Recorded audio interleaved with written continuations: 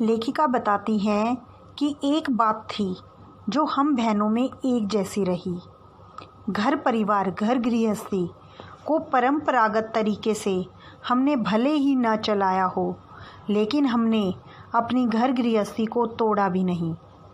शादी एक ही बार की और उसे हमेशा बनाए रखा, चाहे तलाक के कगार पर खड़ी चली हो। कगार यानी किनारे पर कगार को तोड़कर हमारी शादी डूबी नहीं। शायद इसलिए कि जैसा कि मैं पहले उपन्यास में लिखा है कि हम सभी विश्वास करती रही थी कि मर्द बदलने से कोई प्रयोजन सिद्ध नहीं होता, यानी कोई उद्देश्य पूरा नहीं होता अगर हम अपना पति बदल लें।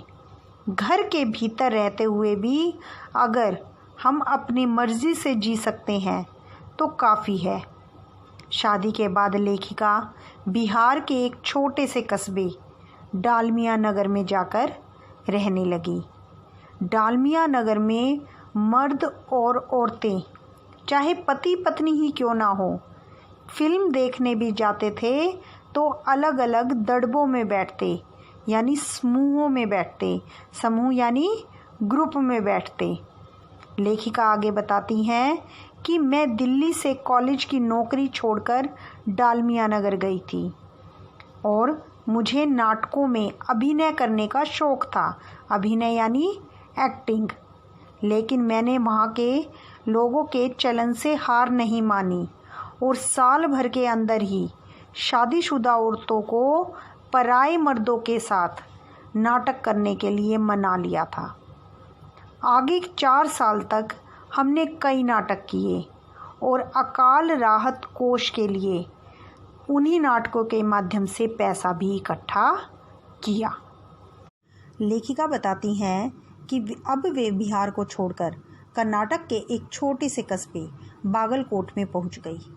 तब तक लेखिका के 2 बच्चे हो चुके थे जो स्कूल जाने की उम्र के थे, लेकिन बागलकोट में कोई भी ढंग का स्कूल नहीं था।